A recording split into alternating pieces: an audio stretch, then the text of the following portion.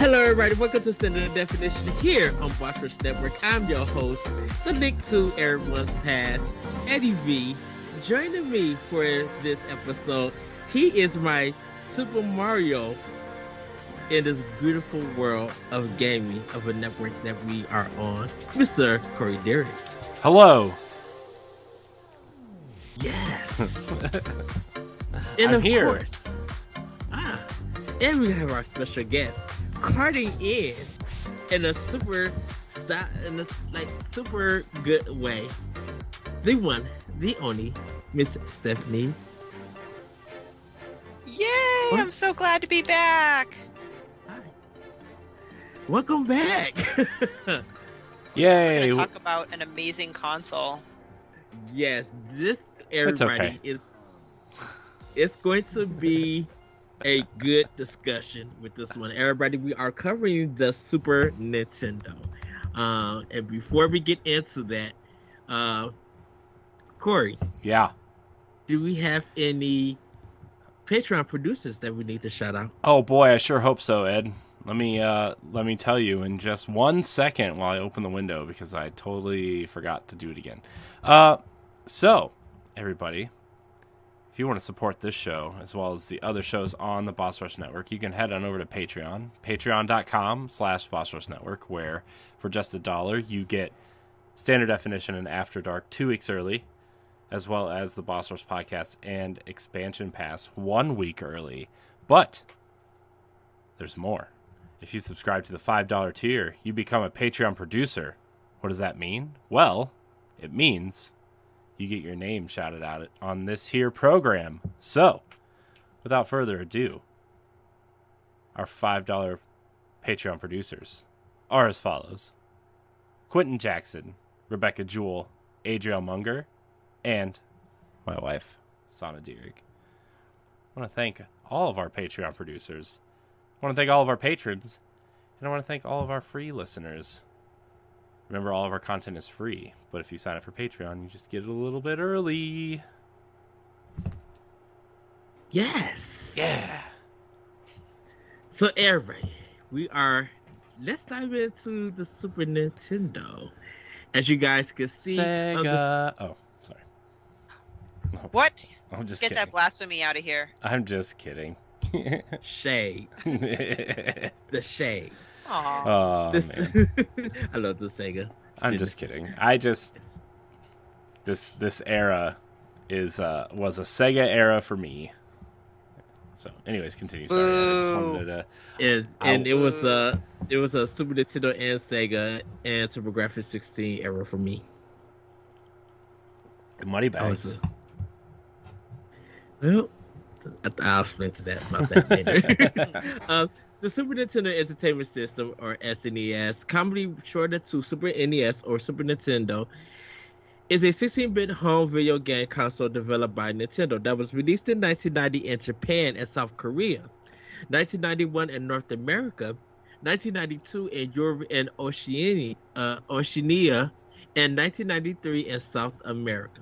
In Japan, it is called the Super Famicom.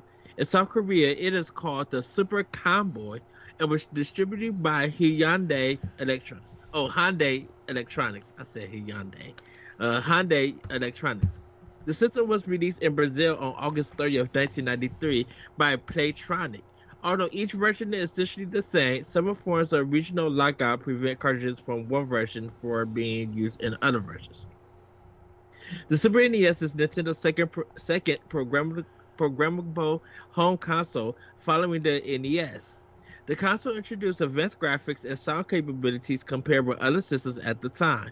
It was designed to accommodate the ongoing development of a variety of enhancement chips integrated into game cartridges to be competitive into the next generation. The Super NES received largely positive reviews and was a global success, becoming the best-selling console of the 16-bit era after launching relatively late and facing intense competition from Sega's Genesis console in North America and Europe. Overlapping the NES's 61.9 million unit sales, the Super NES remained popular well into the 32-bit era, with 49.1 million units sold worldwide by the time it was discontinued in 2003. It continues to be popular among collectors and retro gamers, and new homebrew games and Nintendo's emulated re-releases such as the Virtual Console, the Super NES Classic Edition, and Nintendo Switch Online, as well as several non-console emulators which operate on a desktop computer, such as SNEX 9X. The Super Nintendo for America was purple and light gray.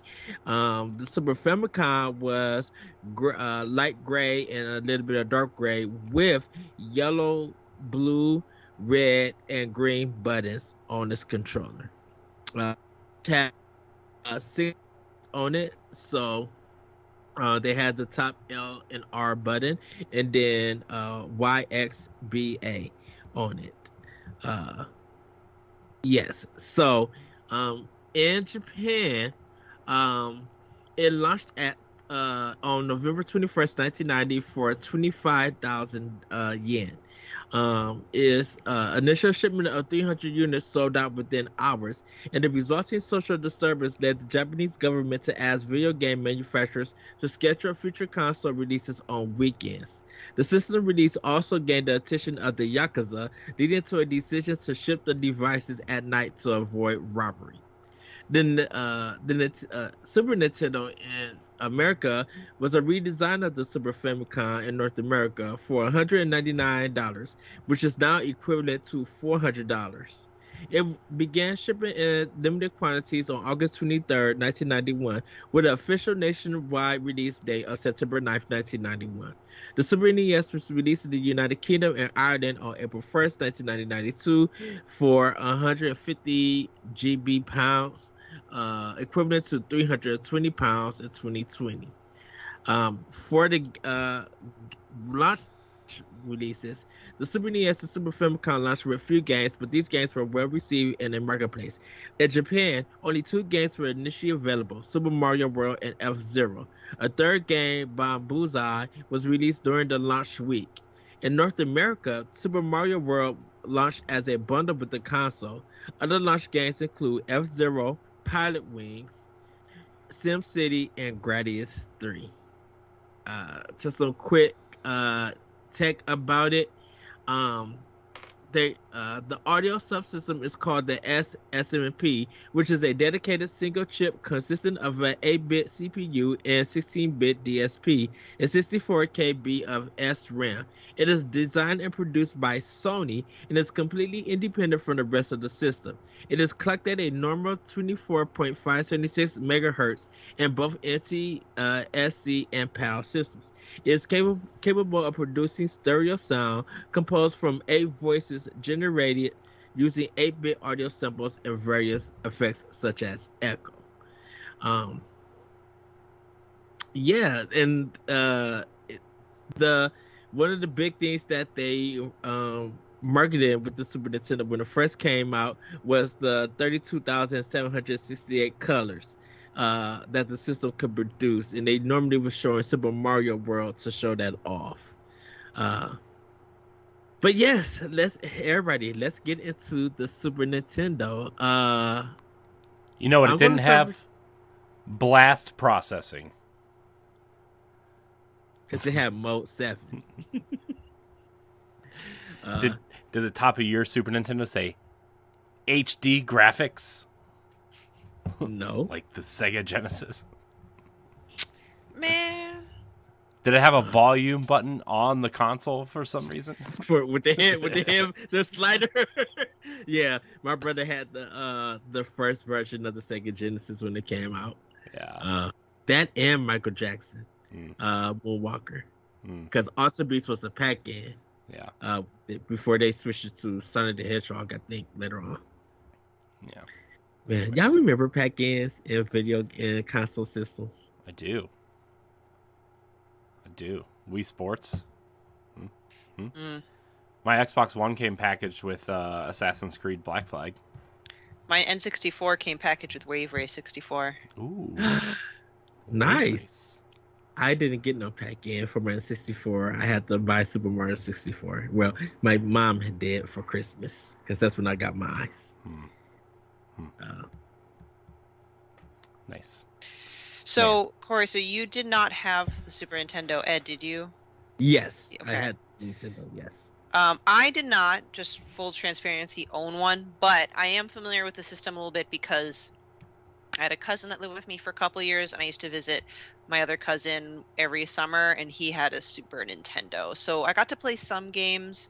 I'm familiar enough to hopefully be able to talk about it, but I'm not super expert or anything. But I had a lot of fond memories, a lot of great quality games, and I don't want to jump too quick into it, but like I like the Super Nintendo controller too. Yeah. Very classic. It was, I think, when they jumped from 2 buttons to 6 buttons, and Street Fighter 2 came into play. That's when the system kind of really blew up in a sense because we were getting somewhat arcade graphics on Super Nintendo. So if you were getting the arcade or were looking for a game that was getting an arcade port, mostly it was Super Nintendo until a certain game that we're going to talk about a little bit later on because that one gave Genesis the sales, but we'll get to that one later. But I want to ask you guys, uh, when did you first play the Super Nintendo? Well, for me, my friend growing up had a Super Nintendo, and we always hung out, and that was just the console that he had, you know. And so, I mean, even though I didn't have a Super Nintendo, I was exposed to the Super Nintendo a lot. You know, a lot of my friends had it. My cousin had one. A couple of my cousins had Super Nintendo. So, I mean, it wasn't that I never played Super Nintendo, but I never got to sit down and play like the games that everybody loves, right? Like for me, Mhm. when I would go over to my friend's house, it was Ninja Turtles and Mario Kart and, you know, maybe a little Super Mario World. And that was kind of it, you know, maybe some, Battletoads. I think there's a Battletoads game on there somewhere. Yeah, Battletoads versus Double Dragon. Uh, Magical Quest featuring Mickey Mouse was another Mhm. favorite of mine, at least. Donkey Kong Country. So I mean, there's a lot on there that I played there, but like I never played A Link to the Past. I never played Super Metroid. I never played Earthbound. I never played, you know, F-Zero. Any of these popular Nintendo titles. Just never played them. So yeah, I mean, but you know, Super Nintendo was in my life. It's just not at a consistent rate, you know. So Okay. Yeah. Yeah. What about you, Stephanie? Similar. So because I didn't own it, I didn't get a consistent experience, and I could only play it when I was near family. And given the years that it was on the market and the games that came out, I was obviously on the younger side. Like I was 4, 5, 6, and in part why I never had a system and why my cousins never really would let me play, but kind of let me play because there was like Mortal Kombat and Killer Instinct and stuff like that, and those are the games they were playing. So yeah, I had some experience with those fighting games, primarily Street Fighter 2. I'm pretty sure wasn't Turtles in Time on that system, yes, it Yes. right? was. So I recall that Super Mario World. Uh, a lot of Kind of, Street Fighter and Mario Paint for me as well. yeah. So a lot of the, probably larger, more well-known titles, a lot of fighting games. I played way more fighting games back then than now, so that was my experience. Yeah, my friend, he had his Super Nintendo, I think, on his birthday. And when it came to consoles, I would, sorry about that. When it came to consoles, I would end up getting a new one for Christmas. I had to wait till Christmas to get a new console. And so when Turtles in Time was already out, so that year that it was out, I ended up getting my Super Nintendo for Christmas. So I had Super Mario Brothers, and then I had Turtles in Time. But soon I started to get like Link to the Past, WrestleMania. Um, I was renting games like Chrono Trigger, um, borrowing games like Secret of Mana, uh, playing NBA Jam like with my brother. We literally went to my grandma's house to spend the weekend, and I brought my Super Nintendo over so we could play NBA Jam. Uh, And yeah, that's how I got into the Super Nice. Nintendo before I actually brought mine. Um, Definitely with the Super Nintendo, it had two controllers packed in with it. Like we said, it had Mario Brothers packed in it. But like the one thing I didn't know was that Sony sound chip being in there. Um, because not realizing that Nintendo asked Sony to make them the PlayStation, it was going to be called the Super Nintendo PlayStation. Mm-hmm. Uh, when it was going to come out, but unfortunately, it didn't. All plans fell through, and they went to is it Panasonic, I think, Yeah, for the they did the Panasonic. They went to Panasonic for their disc based stuff.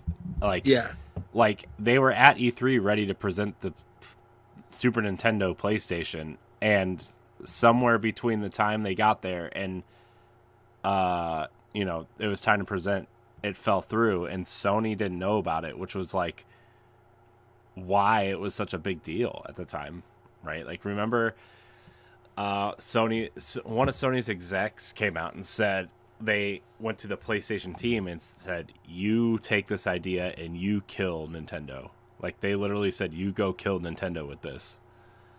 And I mean, you look at the sales of the PlayStation and the Nintendo 64, they kind of did. yes, But and I think that was Nintendo's big mistake, though. Was like they Nintendo very much wants to control everything, whether it's good or bad. Some consoles you see it's good, some you see it's bad. But like holding on to the cartridge format with Super Nintendo and Nintendo 64, using the mini discs with the GameCube, those were all decisions that kind of hurt Nintendo in a way. but at that time, President Yamauchi was over Nintendo, and he was known to be a hard boss. So he made every decision that Nintendo, every decision that was happening with the business, he was making it. And so with like because of his decisions, people saw a lot of success. But as kids, we didn't know the business size. We didn't know that Yamauchi was that kind of person until Iwata came in. Once Iwata came in, I think people started recognizing the change and the difference of Nintendo's business. And as much as people loved Nintendo, when they found out more about Iwata, it put Nintendo kind of in a more positive light. But as kids, we didn't know anything, the stuff that Yamauchi was doing, because we weren't focused on the business. We was more focused on the games. Yeah. You know? And I mean, I think with the Super Nintendo, it didn't really hurt them that much, right? Because like, look, nobody was using discs yet, right? And so like you still had Final Fantasy 2 and 3, Chrono Trigger, Secret of Mana, all these third party games still supporting, right? Konami huge on Nintendo. Capcom, obviously Street Fighter 2 was like a revolution for that console. So you still had a lot of third parties supporting the console, but then like when you moved from Super Nintendo to Nintendo 64, and I don't mean to make this all about, the Nintendo 64 and PlayStation kind of dominating, but you look at that and you say, oh, well, obviously the cartridges were super expensive.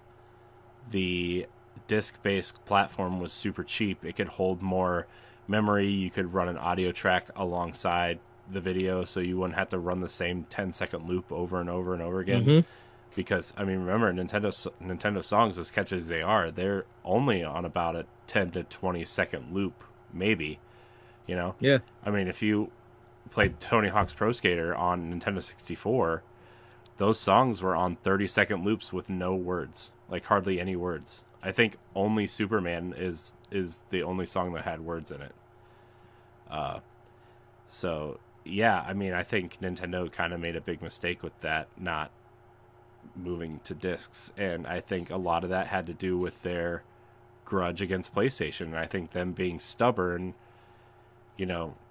and kind of forming this hatred towards PlayStation, even to the point of ditching discs for cartridges on the Nintendo 64, was very hurtful for them. Yeah. Once again, Yamauchi's decision. I get it. Like, you're a proud company. You've been in the game the longest at this point, right? Like, Atari's nowhere to be found. Sega is kind of like a nice challenger, but not necessarily overtaking the mind share, right? And then you screw over Sony, which is one of the biggest electronic companies in the world at the time, right? And and it was weird because Sony was for people who don't know, Sony was making games for Super Nintendo and for Sega Genesis. And when they got into the Sega CD, Naughty Dog's first game was on Super Nintendo. Yeah. Really? Yeah. I forget what it was called, but I know that it was like a volleyball game. Oh wow! Okay. But it was actually on. They did a game on Sega Genesis. They did that too, but they had a game on Super Nintendo. Sorry, because there was a code that you could put on the Sega Genesis version, and it turned into like a naughty game in a sense. Oh. It was it was Way of the Warrior. It was published by Universal Interactive Studios. It also came out on 3DO. I remember that game. Yeah. Their one of their other games was Keef the Thief, and it was published by Electronic Arts. Keef the Thief? Yeah. Oh, okay. I don't know. So, but before we get into the games, we got to talk about the accessories. Of course, the multi-tap, the bazooka, the multi-tap, the Super Scope 6, the Super Game Genie. Game Genie. Yes, I actually had the Super Game Genie, got that for Christmas so I could play Secret of Mana, so I could cheat. And I remember just using it for that game, but then realized if I just really grind and take my time with it, I could just play this game by itself, in the right way. So I just used it for that, and then not really use the Game Genie for anything else. I never owned a Super Scope 6, but I did own the multi-tap to play Secret of Mana with my cousin. I didn't own any of the accessories. I ended up getting a Super Nintendo later. I only have 6 or 8 games for it, but I didn't have any of the accessories. I actually, fun story, I actually thought the redesign was the only version of Super Nintendo. I didn't.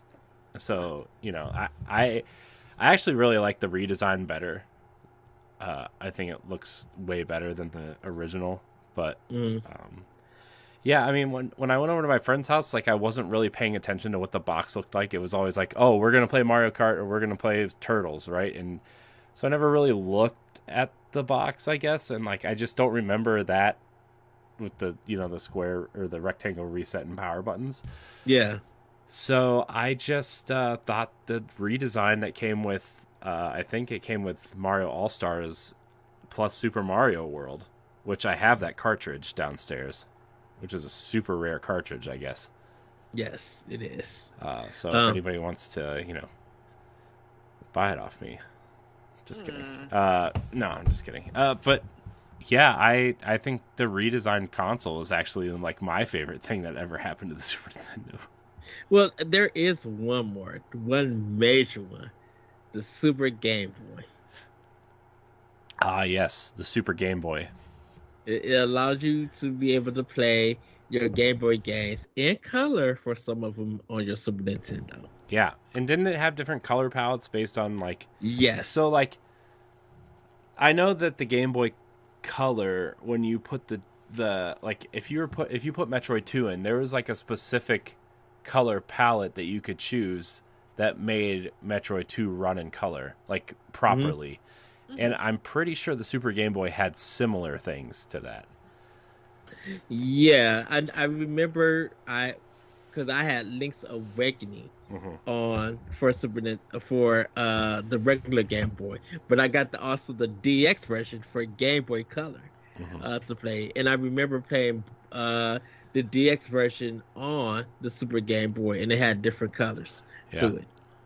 yeah, man, Uh, what a cool thing. See, like even back then, Nintendo was thinking about how can we get our mobile games on TV.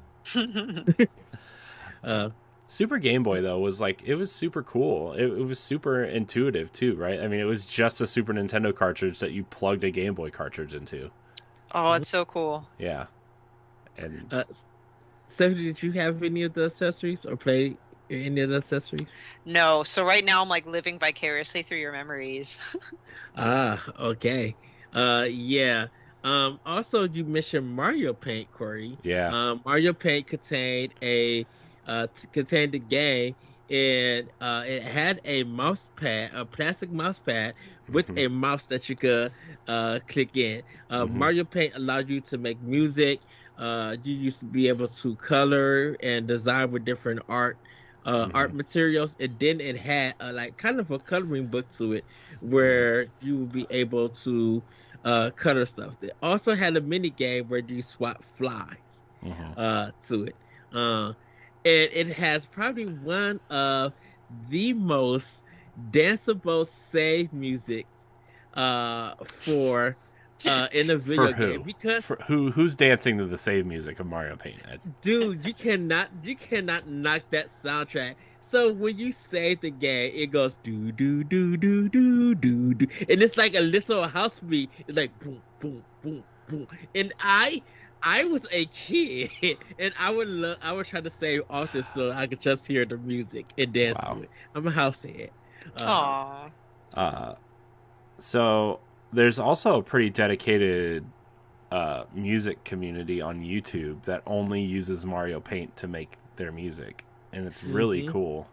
Wow, okay. I have to check that out. Yeah, Yeah, and I know a lot of bigger like chiptune, like I think Mega Ran used to use Mario Paint to make yeah, mixes of music, and like all these yeah. bigger kind of video game inspired musicians started in the Mario Paint YouTube community, and it's really fun to listen to like all these popular pop songs. I remember one of the first ones I ever saw was Party in the USA from Miley Cyrus, but it was all through Mario Paint. Wow, that's impressive. Yeah. Meow meow meow meow meow meow meow meow. Wow. You will hear a lot of cat Yeah, sounds.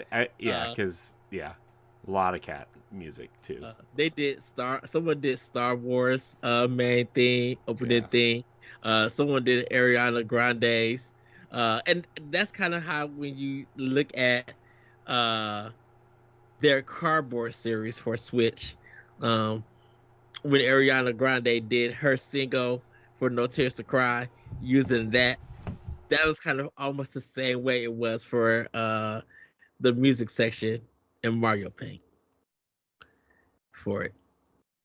So, um, but everybody, we're going to get into there's also one more controller I forgot. There was that joystick controller.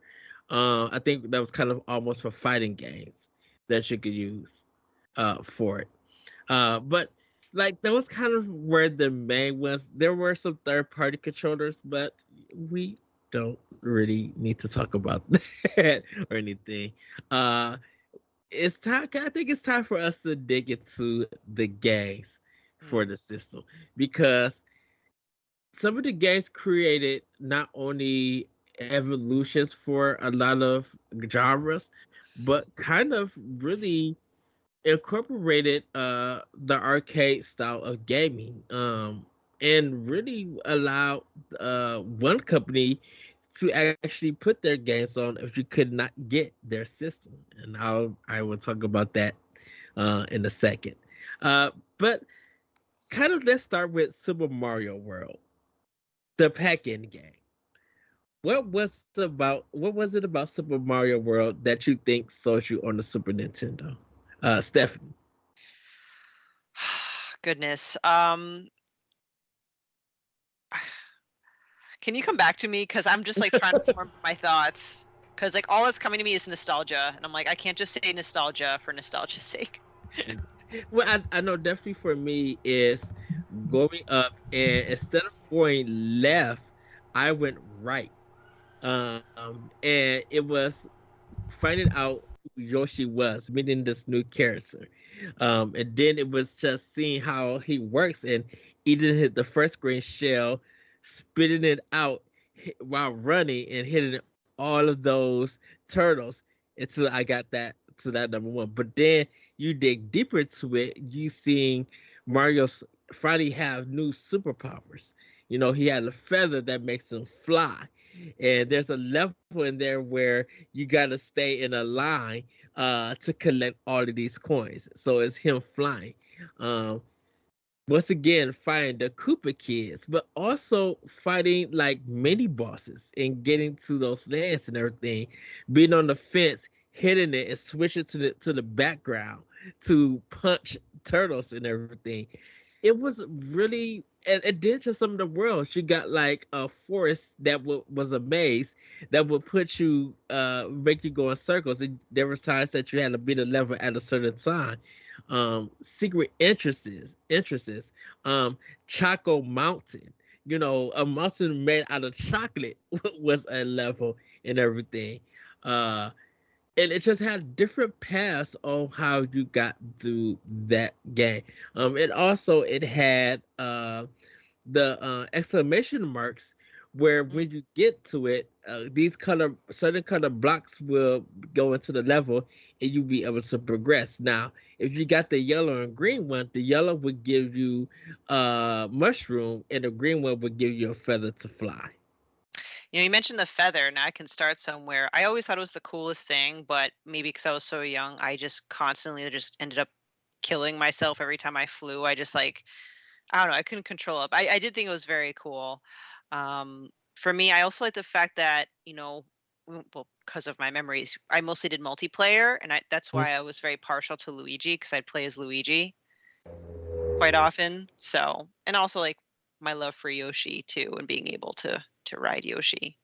Yes, special Yoshis would do special things when you eat different shells. Like there was one Oh, shell right. Yep. that would make you fly or like kind of make them special. And then of course there was the ditch Yoshi gameplay where in order to get to a secret level, sometimes you would have to go underneath the goalpost, but you needed Yoshi and you would have to jump off of him and ditch him and everything. That was a heart wrenching thing, but sometimes I had to make the sacrifice so I could progress. And I'd be like, oh, I can get Yoshi another time. Well, did you ever see, there's a YouTube channel called How It Should Have Ended, and they usually do like movies and stuff, and like, oh, this movie ended terribly, so this is how it should have ended. But they did a really funny Super Mario World video that was only like 30 seconds long, and it was Mario ditching Yoshi at the last second, and like Mario had like a little tear in his eye, like, what do I do? And then he jumps off, and then you see Yoshi just fall in a pit and flicking Mario off while he's falling to his death. Oh wow. Definitely jumping on Yoshi, it would change also the background music. So you would just be able to just walk around, hear the light fun music, but then when you got on Yoshi, it add bongos, it add percussion to it. And it'd be like, and every time that happened, the soundtrack still having this melody, but just add that percussion to it. It was really nice. Also, being able to have Mario run up on walls, he will run like if you hold the Y button for him to run. He would run through a triangle and it would take him up in the mall. And what was cool, his animation was that he would have his hands out like he's about to fly. Uh, any more anything else about Super Mario World? Well, From Stephanie? a nerdy standpoint, doing some research ahead of time and confirming everything, Shigeru Miyamoto was a producer and Koji Kondo was the composer for Super Mario World. Hmm. So, I'm obviously very attached, to those people. So it's nice to kind of, because when I was a kid, I just focused on trying to play with my cousins and not like, oh, who created the art and who's the mastermind behind this franchise. But it's nice to look back and be like, oh, wow. So Miyamoto was in here and Koji Kondo was there. So I love that aspect. Yes. So, and it also had the secret world, Star World, where you be able to connect the lands, make the star, and then go to another world. And if you beat it, you turn the turtles' shells into pumpkin heads. So you can also like change it. Now, the final battle of it, Super Mario World, and you guys can play this on Switch Online if you are have subscribed to it or NSO Online. That you fight Bowser in this like little helicopter, and he would throw out these robot mechanic turtles that you had to hit and throw up so it can hit Bowser and everything. And it was an interesting boss fight to have. Did you ever fight him, Stephanie? I was never that good. And now I'm sad that that's not part of Nintendo Switch Online because, part of me is It like, is. oh, that part. I thought you said you can't play. Didn't you say? It's on into the Switch Online, Oh, it so if you want, is, yeah, the game is on there, so you can play the full game on Nintendo Switch Online. including the final boss. Yeah, Okay. All it's a right. whole Never game. mind. Yeah. Good. I can still redeem myself and live through my childhood because that's the thing about probably all these games, Ed. When I was younger, I was not a good gamer. I'm technically still not a good gamer. I'm lucky. I'm pretty sure I only got through like the first dozen levels, and that's kind of where it ended. But I would replay those same levels. Yes. Now, because since Corey is Oh away, yeah. let us get into the game and not Super Metroid, everybody. The Legend of Zelda Link to the Past. This game not only put Link back into 2D, but it almost literally changed the Zelda formula in a sense because it was more open world. Um, there was different weapons, but there was also secret side quests that if you did something and got it to the right person, you were rewarded with maybe another one. But then you could go and find a fairy, pay some money, throw in your sword or throw in your bow or whatever, and it will upgrade. You know, it did. We haven't even gotten to the dark world. Yep. Ah, Stephanie, start us off. Legend of Zelda: Link to the Past.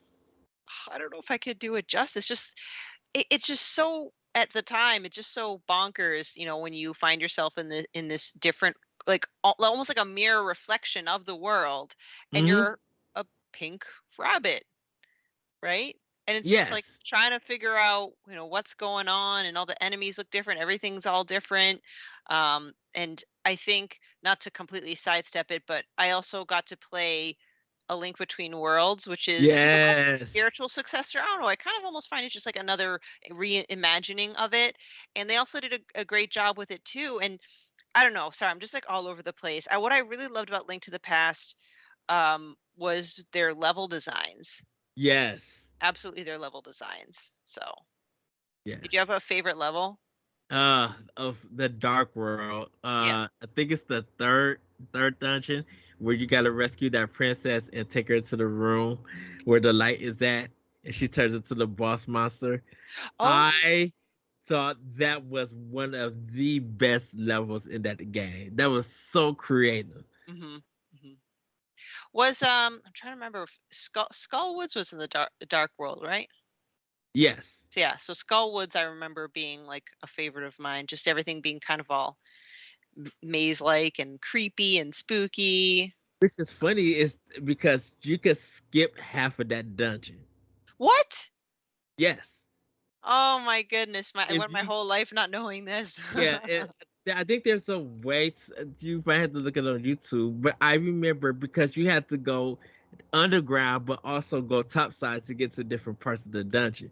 And so, if you were Uh, able to get through some points and not fall on the top part, you would be able to get to areas that you're not supposed to access yet. mhm. And you could fall down with extra keys, get to it, and finish that dungeon, or and get that special weapon there, or that special item.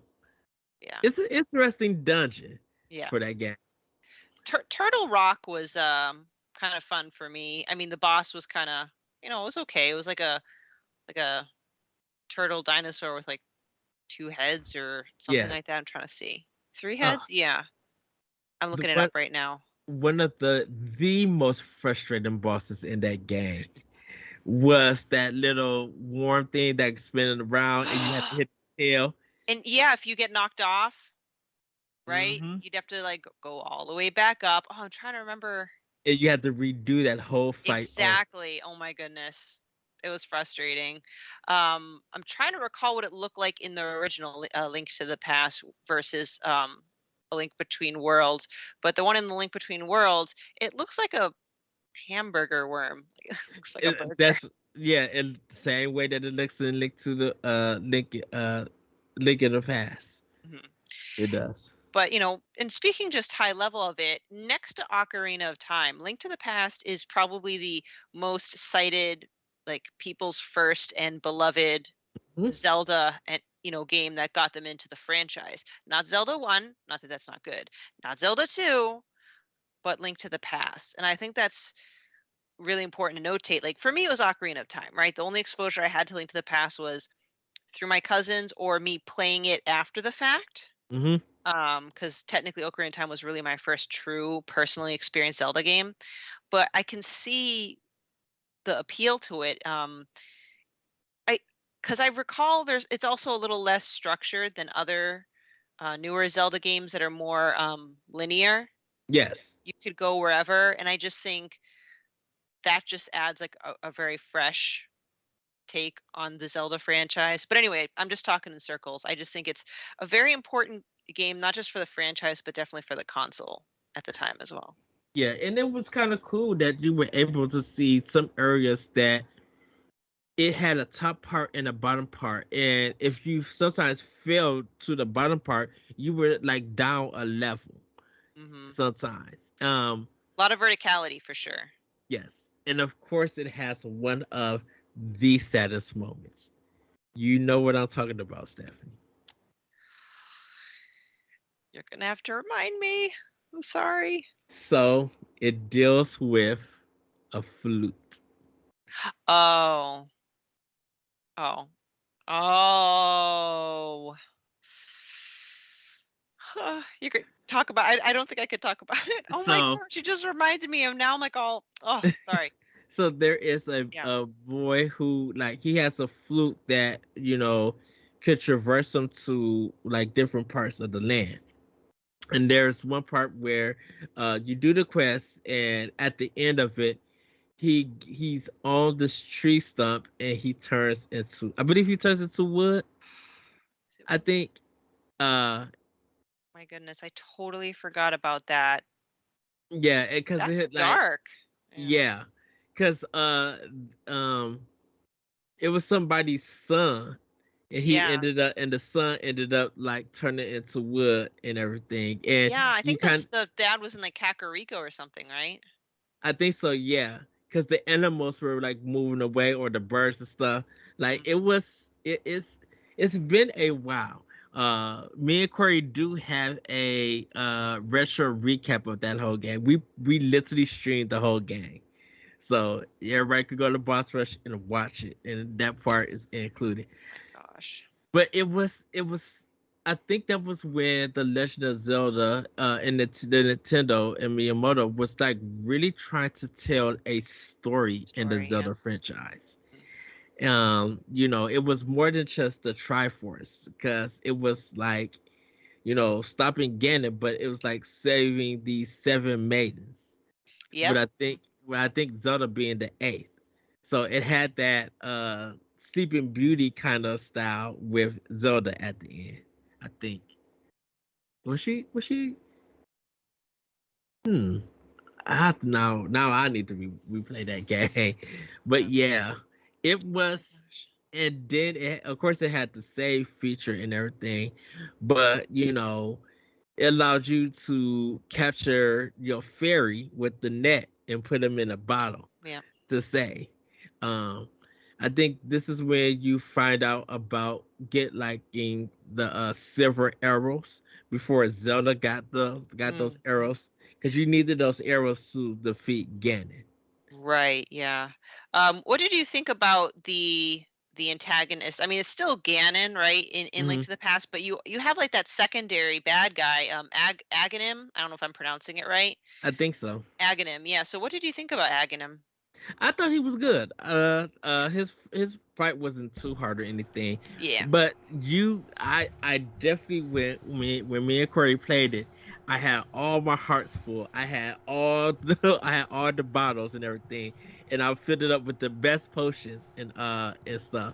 So I went in fully prepared to fight him. Um, Yeah, he wasn't too bad. I liked the concept back then. I mean, nowadays, Ganon working behind a puppet, can sometimes backfire. Like I see that with Zant and Twilight Princess. But I think it worked really well for Link to the Past.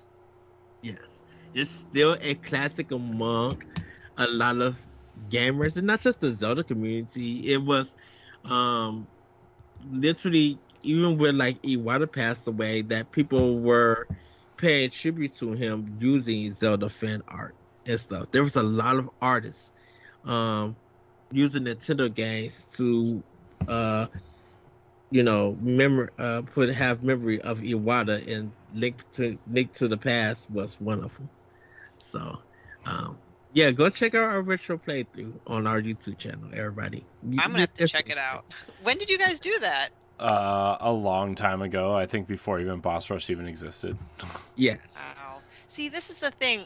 I have a lot of fond memories of these games, but like, Ed, as you're bringing up stuff like that, I kind of forgot about, like the boy with the flute, and I totally forgot about the whole turning into the tree thing. You had to remind me. Now I'm like, I need to go back and play it to have my heart broken again. Well, I think. Sorry, by the way, my children were still awake and my wife needed assistance. So how dare you be a parent? I know. Corey? Sorry. How dare you? Oh, darn parenting. But I think when we kind of have been talking about somehow bringing the retro game show back in a way that's meaningful and not, like, because we know what we're doing now as opposed to then, and because some of the episodes don't have audio, some of them only the game is playing, some of them only we're talking, and like it was an experimental time, we'll say. But I think when we do, we need to do those games again because of that, first of all. But second of all, I want to make sure, people who like those games are able to come on and talk about them and, share their memories and that kind of thing. So, and also be able to give me claps when I do good. Yeah, that was a thing. Because on the Switch Online, like if you press the right stick on a two, like if you guys are in the same lobby or whatever, if you right click, the hands clap. Every time Ed died, I would clap for him. Yeah.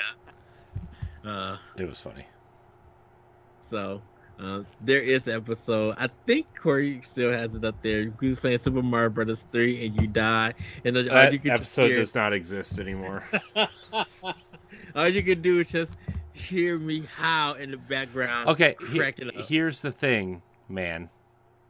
We were playing Mario 3. It was going to be one of our next playthroughs, and I wasn't playing with an NES controller, and the Pro controllers are not great for platformers, and especially NES ones, because the buttons are all backwards. And I pressed the wrong button, and I didn't jump. And I fell in a pit. The very first pit in Super Mario Brothers 3. And my soul left my body as I laughed. It's true. I've never seen Ed laugh so hard in my life. So, Uh, well, let's get on to another third major game, along with the Super Metroid. This was the game that really was able to tell a story and without using cinematics or too many words and stuff. Um, just the level design, um, the powers, and definitely one of the most memorable fights and scenes in the Super Nintendo history is definitely against Mother Brain. Now I know Corey, you didn't play it, but we did also retro playthrough of that. Stephanie, did you play Super Metroid? I did not. I must have said this when Metroid Dread came out last year. That's my first Metroid game. Believe it or not. So, and I did love Metroid Dread. So, like, someday when I have time to tackle my backlog, Metroid is a franchise that I want to go back to because I missed out on that franchise all these years. And I started with Dread. I'm like, I like this. So eventually I can go back. I mean, but I heard it was really hard, or is that just because I suck at video games? No, it's hard. Don't listen Okay. to Ed. He's good at anything 2D platforming. Do not take his opinion. It's hard. No, Ed, it's hard. No, I'm just explaining. Metroid Dread This is hard. The thing about it. No, so you're talking about Super Metroid. I know, but they're all hard. Difficulty kind of scares me. So Corey never played it, but we went through the game. We had a great discussion about it. I remember playing this game at my grandma's house on my cousin's Super Nintendo, and he had the strategy guide to it. And I would not, when I needed help, I would look into the strategy guide, but I beat the game before he did. So I knew how to play it because I was going over to my grandma's house to play that game and get through it.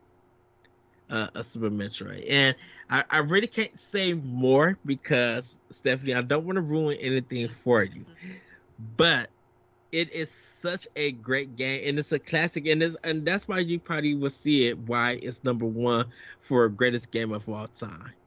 If it's not Tetris or it's not Mario 64 or anything like that, you would definitely see Super Metroid on that list for it. Because it was something, to see how they were able to take that series and like really make it explorative, and the music and stuff, and getting the powers. That's why so many people speed run that game, because they're able to break it so easy. So that's going to be just a little bit of Super Metroid. Everybody, once again, it's on NSO, so you guys could play that. I was going to say, when did the term? Well, I know Metroidvania is combined with, Castlevania.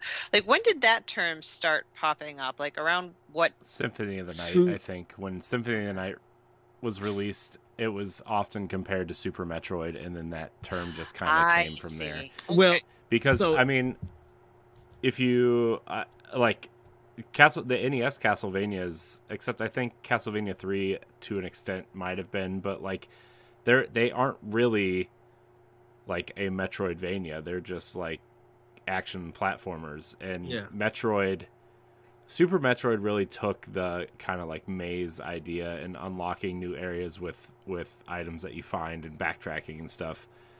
That was really the first game that did that. Metroid 2 is pretty linear.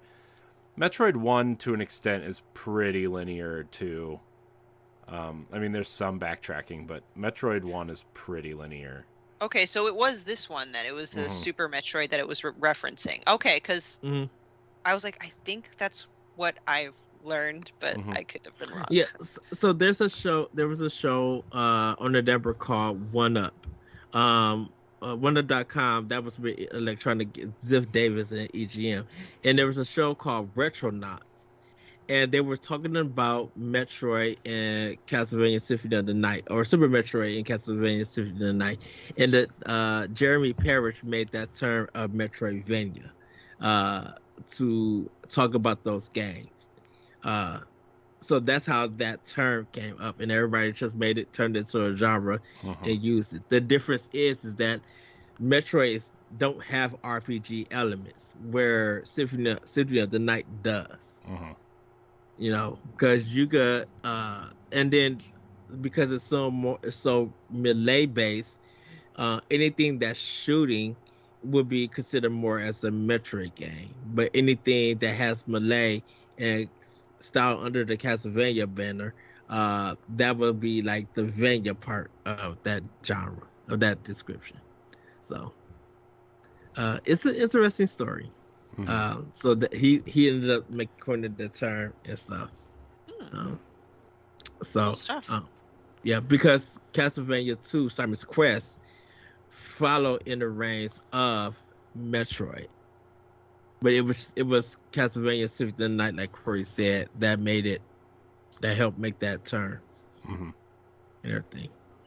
So I think we should jump into some third party. I would have talked about Star Fox, but I don't think you guys played enough of Star Fox. No, let's talk about Star Fox, because that's a pretty important game for Super Nintendo, because it was really the first kind of 3D we saw, right? I mean, we had Mode 7 stuff, right, where we saw like the tracks and landscapes rotate depending on where we were going, right? Like you think of F-Zero specifically, or Mario Kart specifically, or even like the some effects in A Link to the Past. But like this was like an on rails 3D shooter, and okay, maybe it ran at like 10 frames a second and it was slow, and but for the time running on a Super Nintendo, that was incredibly impressive.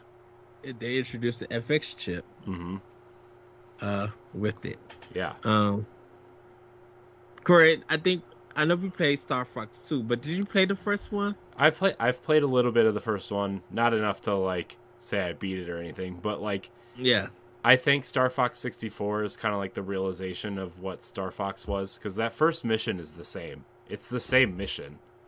You know, you start out flying over the water, you kind of glide through these archways and trying to get the rings and the bombs and everything, right? And so it's an interesting prototype to what I think Star Fox 64 ended up becoming, but it's just an impressive feat to have something like that running on Super Nintendo hardware. And I know, like you said, they had the FX chip and added hardware into the cartridge and did all these crazy things to make it work, but it worked, and incredibly impressive for the mid 90s for sure. 80s, yes. Especially because it was still like we had heard rumblings about the PlayStation, right? But like we hadn't really seen anything about the PlayStation yet. And this was really the first kind of 3D experience, and it was unique and cool and worth looking at from a historical perspective, I would say. Yes. Star Fox 2, however, though, boy, that was an interesting day on our vacation. Yeah, that video is also up on our YouTube channel. Yes. Stephanie, you didn't play Star Fox, correct? I haven't. My first Star Fox and my only Star Fox was Star Fox 64. But I did take a look at the images while you guys were talking, and I can see exactly what you're talking about, Corey. Like, these must be screenshots from that first level, and it's literally like almost like the backbone of what Corneria or Level 1 was for N64. And I don't know, I just feel like for Nintendo, this seems like it was pretty I don't know if groundbreaking is the right word, but just the foundation for an amazing franchise. Too bad it really didn't go very far. I mean, it was groundbreaking. Like, that's the thing, is like somewhere between Nintendo 64 and GameCube, like Nintendo stopped being technologically groundbreaking and started moving into their, you know, kind of what we know them for today is weird, wacky, innovative, sometimes great, sometimes not so great. You know, but like back then, like, you know, obviously their big selling point for Nintendo 64 was 4 players and 64-bit technology, which was insane, because we used to measure everything by bits. How many bits does it have? 32, not enough. So, which is like, where the Sega 32X came from, and obviously PlayStation kind of capitalized on the 32-bit thing with PlayStation, and Nintendo had the 64-bit cartridges, which were amazing, and even Nintendo had that RAM expansion pack, right? Because that's incredibly forward thinking at the time. So yeah, I mean, Nintendo used to be moving the technology forward until discs were introduced, and then they had to find a new way because they're afraid of round lasers, I guess. I don't know. Well, definitely, we had Donkey Kong Country and Killer Instinct. And Killer Instinct is a very interesting thing because in the arcade, Midway, Rare designed the game, but Midway did the publishing for it along with Nintendo, and it was their first M-rated game from a first party. Which is crazy to think that Midway did that. Which is why, like, side tangent, which is why when that the Warner Brothers is, they're trying, rumors they're trying to sell their gaming division, which is why Microsoft should totally buy NetherRealm so they could do a Mortal Kombat versus Killer Instinct game, which would be hilariously awesome. Anyways, sorry, continue. And that leads us also to Donkey Kong Country. Yes. An impressive game visually for the time. But hard as ever. Yeah, because the platforming sucked. It wasn't Mario, right? I mean, I think the thing with Donkey Kong Country is that it was super visually impressive, right? They used the 3D models and kind of layered 3D backgrounds on top of each other to give you that illusion of 3D, even though they were just layered 2D images. But and they used the 3D models of Donkey Kong, and kind of it's similar to what Mortal Kombat did, right, with their real people images that they used to create their fighters. And it was super impressive, but the controls, especially for Donkey Kong, were not great. I still think Donkey Kong Country 2 is probably the best one. I think Dixie is probably the best playing character out of all of them. But yeah, Donkey Kong Country is something I remember. That was the game that made me question if I wanted a Nintendo 64 or buy my own Super Nintendo. Was Donkey Kong Country. Oh, really? Yeah. Wow. Because it looks so good, and like I knew Nintendo 64s were going to be hard to find.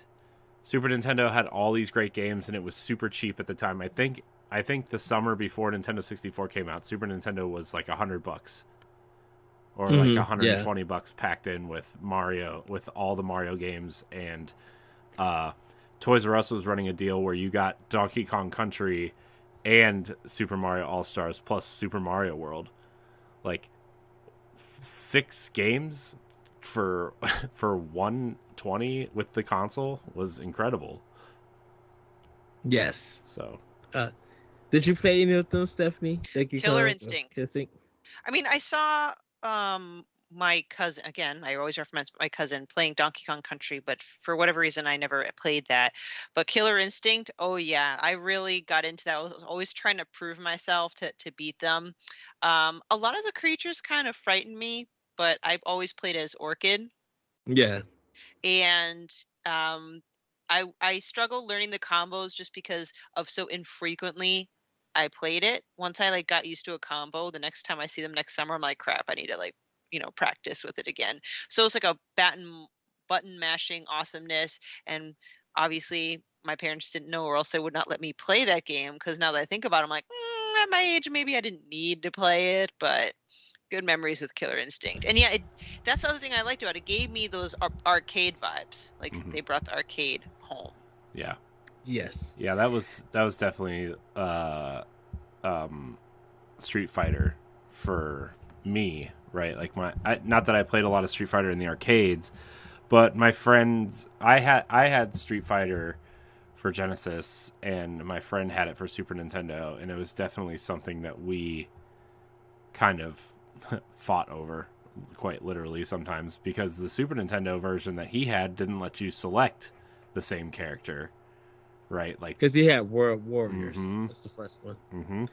And then Genesis got Championship It was Edition. the first fist fight I ever got in, was over that game.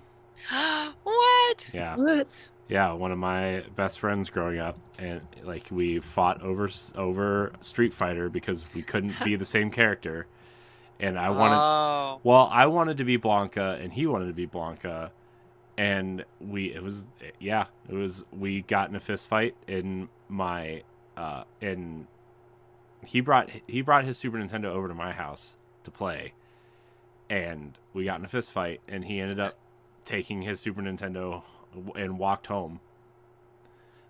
Wow. Yeah. I didn't have that problem because guess what? I wanted to play as Chun-Li, and at that time, they were like, all the boys were like, I'm not playing as a girl character. But of course, she's like one of the best characters nowadays. But back then when we're all juvenile, they're like, oh, you're a girl, still plays a girl. I'm like, good, because I think she's badass. Mm-hmm. Yeah, definitely when Street Fighter 2 Turbo came out for Super Nintendo, because Genesis got the Championship Edition. That's what I had, was the Championship Edition.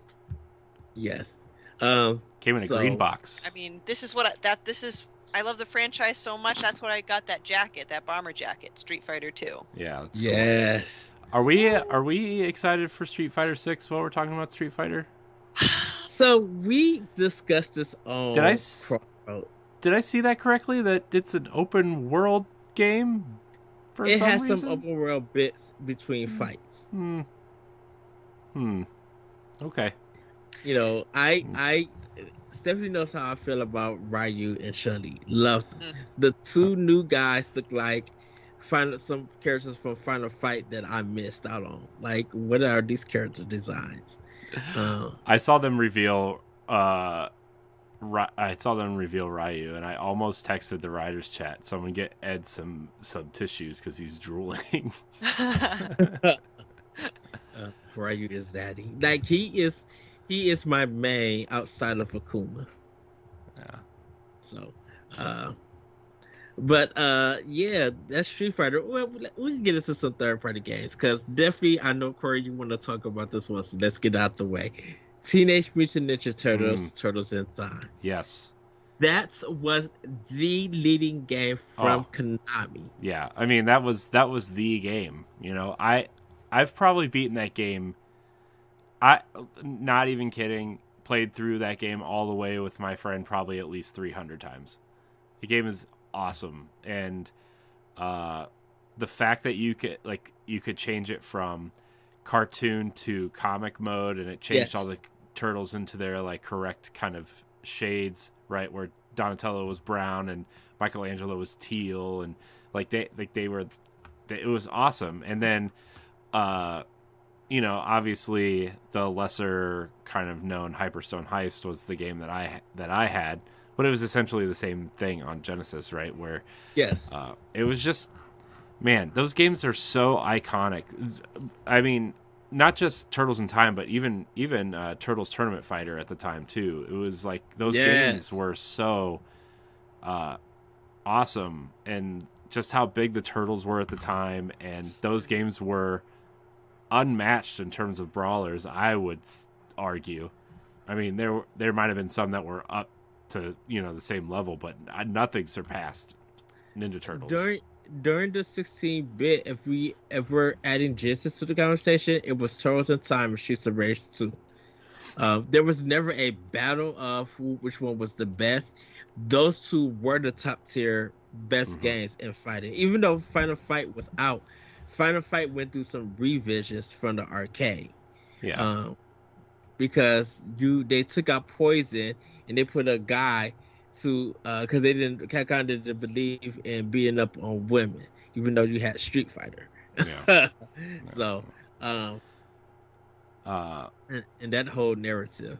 But I mean, even going back to Turtles real quick, like the bosses were so good. Like even the Baxter Stockman fight in the first area was awesome. Like, Mhm.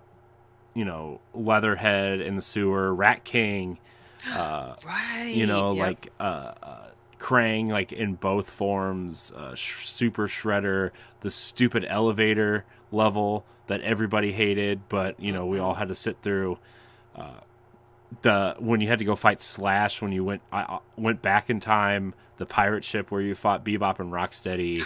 Which Slash is a different wasn't in the original game. I know. And like when they released Turtles in Time Reshelled on Xbox 360, I got super excited, and it was the arcade version, which is the rare occasion where the console version is better than the arcade version, I would argue. Yeah, because they had like some slime boss Yeah, that it was I it don't was remember. it was I want to say Clayface, but that's a Batman villain. It was like Yeah. it was the Turtles version of Clayface where he could kind of morph into whatever, right? Yeah. Also like the surfing levels, like when you're surfing through the sewer when you right before you fight Rat King, the yellow aliens, the pizza aliens, Yes. the kind of futuristic world, which really showed off the Mode 7, I would argue. hmm There's so, like, every single level in that game is iconic and just so fun. And then obviously when you get to go to fight Shredder, like first he's in that machine and he, you know, you kind of got to dodge like these laser things that he's shooting at you. And then you fight Super Shredder. It was awesome. That game is just so, It I it needed was. help beating Super Shredder.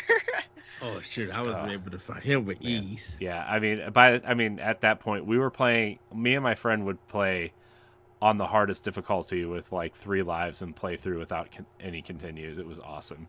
Wow. Yeah. The thing that made that game was being able to throw the foot soldiers Yeah. into the into the TV screen. Yep. And you use that gameplay to beat Shredder. Yeah, in the machine. And what's cool is like they are implementing that into the new game, the Shredder's Revenge. Shredder's Revenge, yeah. Which is cool because when you do them, you can like hit them like a foot, like all that you tackling and throw them. You can throw them like with your foot, or you have the animation of like swinging them around and throwing them. Yeah. Also, they confirmed that the Cowabunga collection on Switch, you will be able to use the Genesis and the Super Nintendo controllers to play those games. So that's awesome. I am beyond excited to be playing that. Yes. So that is Ninja Turtles. Another one, of course, is Chrono Trigger, and that was really with not just the time jumping mechanic, but it was being able to end the game wherever you wanted to get a certain ending. But the big thing was New Game Plus, and that helped. Yeah, wasn't that the first game that ever had it? Or like New Game Plus, one of the first games that ever had New Game Plus. Yes. Because in a lot of RPGs, you couldn't carry over all your information, all that grinding and hours that you spent. You couldn't carry over if you started a new game. But because it had so many endings and everything, you were able to start that game as powerful as you wanted to be, and could still continue to do it, to go up. Secret of Mana was a game planned for the Nintendo PlayStation. When plans got changed, Squaresoft had to strip everything and put it onto a cart. So that's why when you hear the music in that game, it has a different sound than everything else. It has a clearer sound with the music soundtrack. Is because they were somehow able to convert the music from the CD that they was going to put on to the cartridge. Yeah. So, and that's why they were supposed to also have cutscenes in it. So when you get to certain rooms that is blocked off that you can't go through, a cutscene was supposed to happen for it. Well, and then they ended up putting those in the PlayStation version of Chrono Trigger, right? And it was not great. Like the remake, I think. Yeah. Well, it wasn't a remake. They just added all the cutscenes and put the digitized audio in it and made it sound better and put the cutscenes in, but like I guess the loading times were obnoxious and like it didn't play as well as the Super Nintendo version. Like, you know, and a lot of people were really mad when that game got ported to PlayStation because of that reason. Yeah, I think, and that's why that collection of Mana came out, and that's why Switch never got it. Or I think it's only on PlayStation 4 and PC. That game never came anywhere else. What, the collection? The remake, Secret of Mana. Oh yeah, because version. I think they announced it for Switch and it never came because we got the Trials of Mana instead. Yeah. Yeah, because I guess that Secret of Mana remake was pretty decent. Yeah, it was. Of course, Final Fantasy 3. For some people, Final Fantasy 6. That was a big RPG on the Super Nintendo. ActRaiser was another one because it mixed sim and that music. Oh, that music is so good for ActRaiser. I remember playing ActRaiser. It was a unique game of like you said, like a sim. It was like a god sim where you had to like protect this village and kind of build it up or whatever. And then like after each segment of building you went through, and it was a side-scrolling action platformer. Yes. I can hear the sword hitting stuff in my head like that. Shink. Yes. That's not really the sound it made, but it's. I remember Aladdin on Super Nintendo by Capcom. I still think it's better than the Genesis version, but I'm going to say the reason I say that is because I never played the Genesis version of Aladdin. See, I only played the Genesis version. I never played the Super Nintendo version. And see, I didn't know that version did it because I just know that Capcom had it. But Capcom wasn't a part. I think when it came out, Capcom wasn't a part of the Sega Genesis yet. Like, no, I mean those were made by Virgin Interactive, right? So, like for Genesis, it was Capcom. Yeah, that's what I'm saying. Aladdin for Super Nintendo. That's what I'm saying. All the Disney games were made by Virgin because you had the Lion King game, Jungle Book, Aladdin, Toy Story for Sega Genesis was interesting. Castle Illusion was made by Sega though. Yeah, but that great was game. Based on a licensed movie or something like that. No, I mean it was just Mickey Mouse. But so if you want to talk about a cool Mickey Mouse game on Super Nintendo though, Magical Quest starring Mickey Mouse was incredible. Like the whole. In each world, you kind of had to find a costume, and you use that costume's abilities to kind of solve puzzles and get through different areas of the level. But then as you progressed and got new costumes, like there were secrets that you could unlock using the old costumes from the other levels. It was really, really cool. And they made a version of it for Game Boy Advance where you could play as Minnie as well. And Minnie had different costumes, and they added levels and stuff. It was really cool. Aw, I wish I played that. And like I remember the first level where like you would find these tomatoes, and like when you picked them, they like snapped off and became little helicopters that like flew you up. It was really weird. Wow.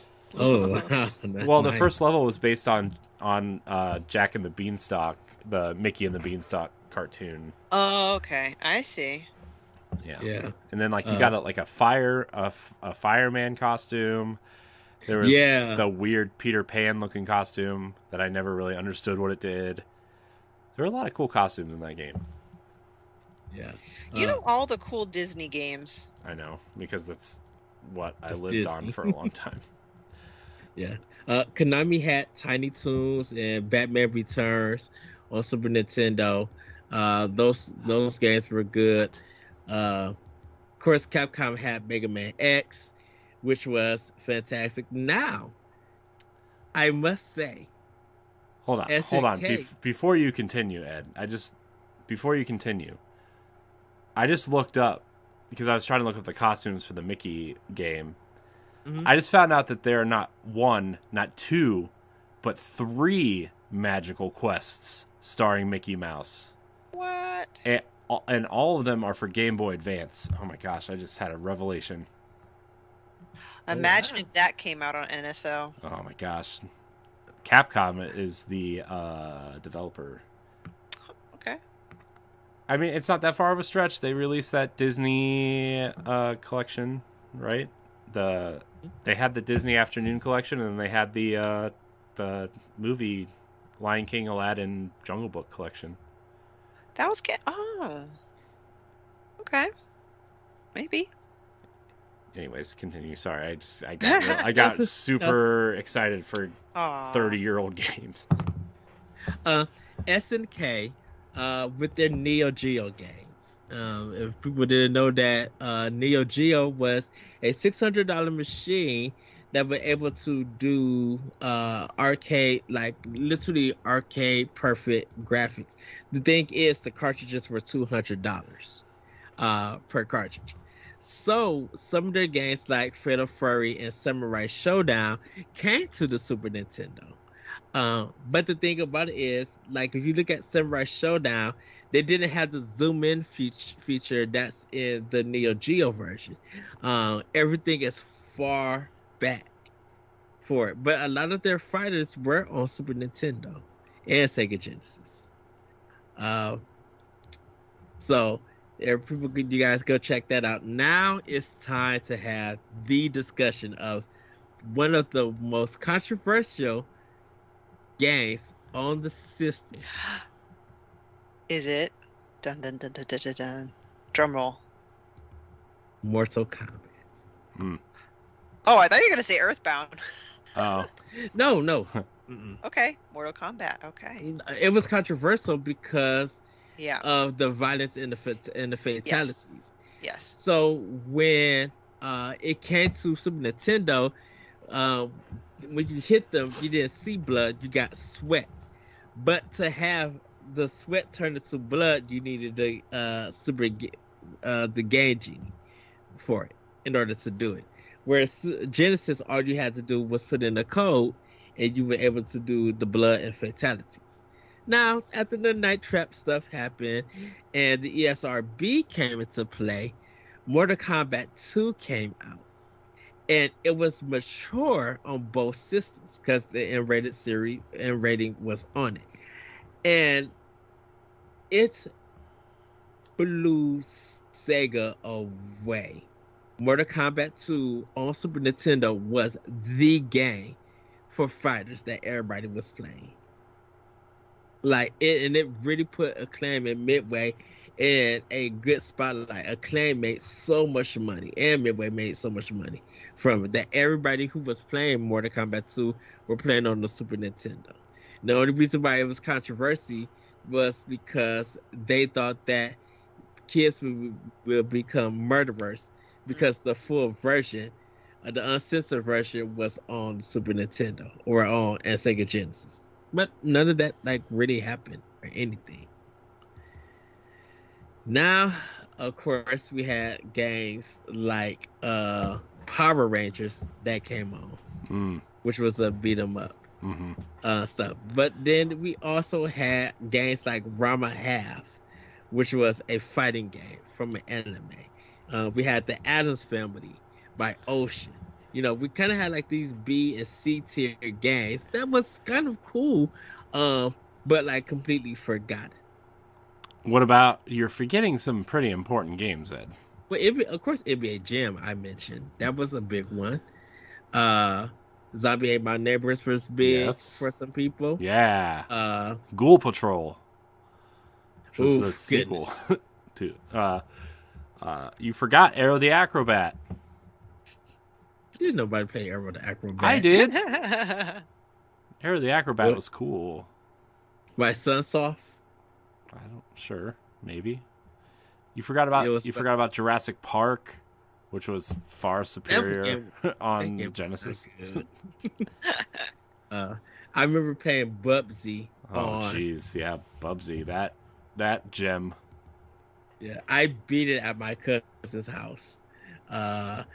Stephanie, if you haven't heard of Bubsy, look it up. You would be like, "What the word?" It was a cat mascot. Yeah. Okay. Yes. There was also the 7-Up game where you play that Spot. Cool Spot. Food Spot, yes. Shaq Fu. Yeah, Shaq you was Fu. able to play.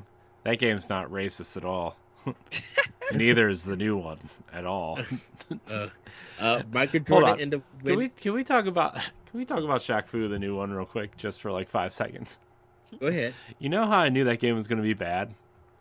When in the first like 5 seconds of the game, when there's like the still images of the cutscene and Shaq's like talking to his master, and then they show his master, and it's like literally a caricature of like what you would think of a Chinese kung fu master. He had like the really long white beard and the really long Thin mustache. but they also had like the hats, like the like the round Straw hat. yeah, and like these really long robes with like a dragon on them, but then also like the accent he was using was not necessarily I don't know. It was that game. That game was not popular enough for every outlet in the world to write about, I guess, but it was pretty. Shaq's cool though. Man, there was a theme park by EA where you could make your own theme park and have orange roller coasters. That game wasn't good at all. What game? Wait, what game? Theme Park by EA. Theme Park came to Super Nintendo? Yep. Oh my gosh, I had no idea. Yep. The Ninja Gaiden collection was there, where they literally ported the 8-bit version of those games, but put like a Super Nintendo soundtrack filter. So the graphics and the sound and the soundtrack don't match at all. Yeah. Well. Anyways. Stephanie, is there any games that I mentioned that you played? Out of all of that, ironically, was Mortal Kombat. But again, my cousins, older boys, I wanted to fit in. I definitely saw lots and lots and lots of blood, and those fatalities gave me nightmares. But I sucked it up. I'm like, I want to play him, and I got so mad because my cousins would not tell me the combinations of those fatalities, and they kept killing me, and I got so mad. Chopping me in half, throwing me on an icicle. Yeah. Super Mario RPG I'm going to skip because I couldn't beat that game because of that stupid We're going to octopus. skip it because Ed didn't beat it. We're just going to skip it. Oh. All these obscure Japanese games Ed played, but not What? Super Mario RPG? That was Nintendo Square. I know. I'm just messing with you, Ed. I mean, Super Nintendo. It's an impressive catalog. Yeah. Like an impressive library, for sure. We do have to consider ranking this thing now, though. Ed. Yes. Let's see. Right, can someone remind me what the current ranking is? I'm looking it up right now. So Game Boy is number 1, NES is number 2. Yeah. Okay. Because you, Stephanie, and you, Corey, ranked it better than NES, so that outdid my vote. Yeah. I mean, I think objectively, I think the Super Nintendo at this point is the best console. Yes. Agreed. Yeah. I mean, you look at Super Mario World, you look at Zelda, so many. I think the games that made these franchises iconic are all the Super Nintendo games, right? Mm-hmm. Like, I mean, yeah, Zelda 1 was iconic because it was like an open world kind of fantasy game, but then you think about Link to the Past and what it did about story and graphics and weapons and dungeons and the light and dark world, and then obviously you move to Super Metroid and Mario World. Like, I mean, I know Mario kind of became more iconic with Mario 3, but Super Mario World is like... Well, yeah, Corey, and like I was saying, I think you'd stepped out, like, when you're talking about Zelda, real quick, like, you're going to get two answers when someone says, what was your first and favorite Zelda game? And we're talking about kind of our generation. It's either Ocarina of Time or Link to the Past. So. Yeah. And, I mean, even you look at the pantheon of Zelda games now, and you might still get that answer from people. I mean, Remember the other day, I texted you and LaRon and said, I just heard a bunch of kids talking about Ocarina of Time on Nintendo Switch. I'm like, That man, made my these heart kids. feel warm and fuzzy. Yeah. Man, that was so funny. Like, I'm like, oh man, I was there once like 20 years ago and you kids weren't even thought of. But yeah. I mean, I feel like it might be pretty unanimous here. Super Nintendo is number one. Bro, no, yeah. But it's point. only gonna get it's gonna get more and more difficult, and it's funny because I feel bad because NES is now number 3, but I feel like as we're ranking all these systems, I mean, even being on the lower of the list, it's still a pretty damn good system. Yeah, don't worry, the NES won't stay in last place for long. We got to talk about the Virtual Boy at some point. That would only be like a 10-minute. That's an expansion pass. That's the only Nintendo console I don't own. Is a Virtual Boy. Yeah, same. I never owned or played a Virtual Boy. I owned one, and then I sold it because I made some dumb decisions when I was younger, and I had to start getting rid of stuff, and that was like the one thing I didn't care about. And now it costs a fortune. Yes. Well, it should be an interesting debate when we get to the Wii U, because someone loves the Wii U so much. Best console. Sales say otherwise. Well, you look, the 13 million people that bought a Wii U were right. Okay. It's only going to get interesting because it's going to be a battle between Wii U versus GameCube. No, I think it's going to be a battle I think Switch is going to be in that conversation. No, Switch is not in that conversation. Really? Okay. You're the worst. You're fired. You are fired. Fired to be rehired, like the next. Stephanie, you're promoted. What? I don't know. I don't know. I cannot take up that title. No way.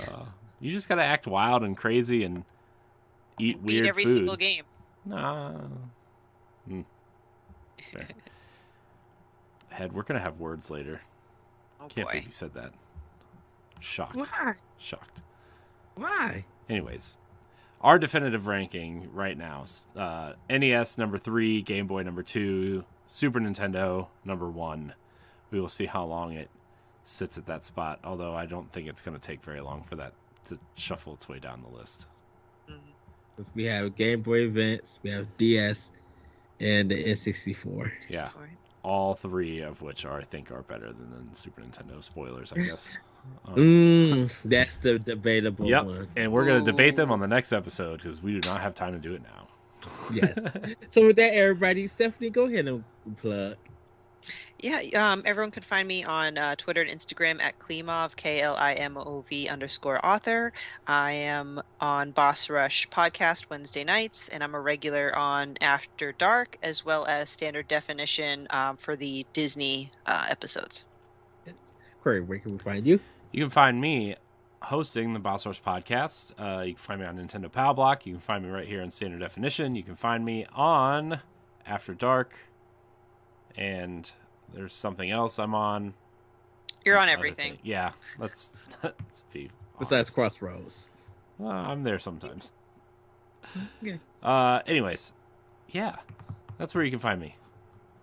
And you guys can find me on Twitter at ThatRetroCode and Instagram at ThatRetroCode. You can check me out on Nintendo Power Block and Expansion Pass and other podcasts around the world. Just look me up. You'll be able to find me.